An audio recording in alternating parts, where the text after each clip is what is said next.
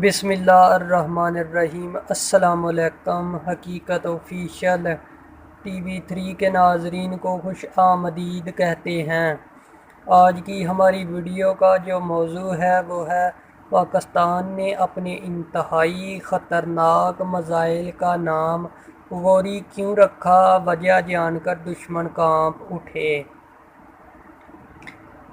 پاک فوج نے انتہائی شاندار ایٹمی میزائل غوری کا کامیاب تجربہ کیا، جس کی گونج پاکستان کے دور اور قریب کے دشمنوں تک صاف صاف پہنچی اور دشمن تھر تھراتے۔ غوری میزائل پاک فوج کی طاقت میں بے پناہ اضافہ کا نام ہے۔ یہ میزائل 1300 کلومیٹر تک اپنے دشمن کو کمال درستگی کے ساتھ نشانہ بنانے کی صلاحیت کے ساتھ ساتھ یہ روایتی جوہری ہتھیاروں کو بھی ساتھ لے جا سکتا ہے۔ اب رہی بات اس کی کہ اس میزائل کا نام غوری کیوں رکھا گیا، تو اس کا جواب یہ ہے کہ غوری کا نام برصغیر کی تاریخ میں بے حد مشہور ہے۔ برصغیر پر مسلمانوں کے تسلط کی شاندار تاریخ میں غوری بادشاہ کا نام اگر سر فہرست رکھا جائے تو بے جا نہ ہوگا، اور یہی وہ نام بھی ہے جو پاکستان میں بچے بچے کی زبان پر ہے۔ شہاب الدین محمد غوری نے ہندوستان کی تاریخ کے سب سے طاقتور بادشاہوں میں سے ایک پرتھوی راج چوہان کو عبرتناک شکست دیتے ہوئے اسے جہنم واصل کیا،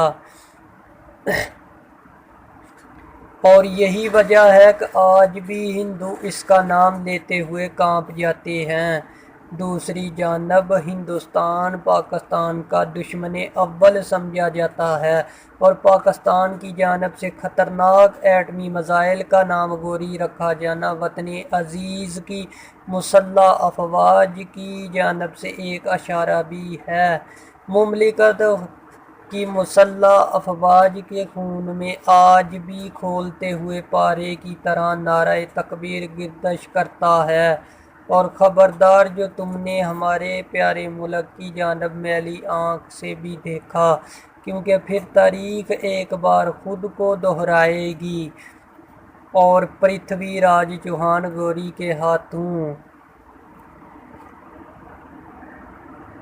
ہاتھوں نابود ہو جائے گا۔ غوری خاندان کو حقیقی حمیت دو بھائیوں غیاث الدین اور شہاب الدین محمد غوری کے زمانے میں حاصل ہوئی، جو سیف الدین ثانی کے چچا زاد بھائی تھے، اور سیف الدین کے انتقال کے بعد یکے بعد دیگرے تخت نشین ہوئے۔ غیاث الدین غوری نے غزنی کو مستقل طور پر فتح کر لیا اور شہاب الدین محمد غوری کو سلطان معز الدین کا خطاب دے کر غزنی میں تخت پر بٹھایا۔ غیاث الدین نے اس دوران ہرات اور بلخ بھی فتح کر لیے اور ہرات کو اپنا دارالحکومت بنایا۔ سلطان شہاب الدین غوری اگرچہ اپنے بھائیوں کا نائب تھا، لیکن اس نے غزنی میں ایک آزاد حکمران کی حیثیت سے حکومت کی اور شمالی ہندوستان کو فتح کر کے تاریخ میں مستقل مقام پیدا کر لیا۔ شہاب الدین غوری نے اپنی فتوحات کا آغاز ملتان اور اچ سے کیا اور 1175 میں دونوں شہر فتح کر لیے۔ اس کے بعد 1179 میں پشاور اور 1182 میں دیوبند کو فتح کر کے غوری سلطنت کی حدود کو بحر عرب کے ساحل تک بڑھا دیا۔ شہاب الدین نے 1186 میں لاہور پر قبضہ کر کے غزنوی خاندان کی حکومت ہمیشہ کے لیے ختم کر دی۔ فتح لاہور کے بعد شہاب الدین نے بٹھنڈا فتح کیا، جس پر دلی اور اجمیر کا ہندو راجا پرتھوی راج چوہان ایک زبردست فوج لے کر اس کے مقابلے میں آیا۔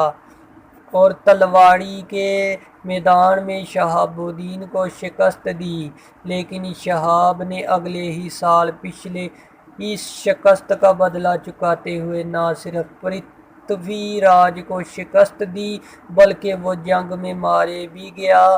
شہاب نے آگے بڑھ کر دلی اور اجمیر کو فتح کر لیا اور اس کے سپہ سالار بختیار خلجی نے بہار اور بنگال کو زیر نگاہ کیا۔ یوں پورا شمالی ہندوستان ان کے قبضے میں آ گیا۔ غیاث الدین نے 46 سال حکومت کی۔ اس کے انتقال کے بعد شہاب الدین محمد غوری ہرات میں بائی کی جگہ پوری غوری سلطنت کا بادشاہ بن گیا۔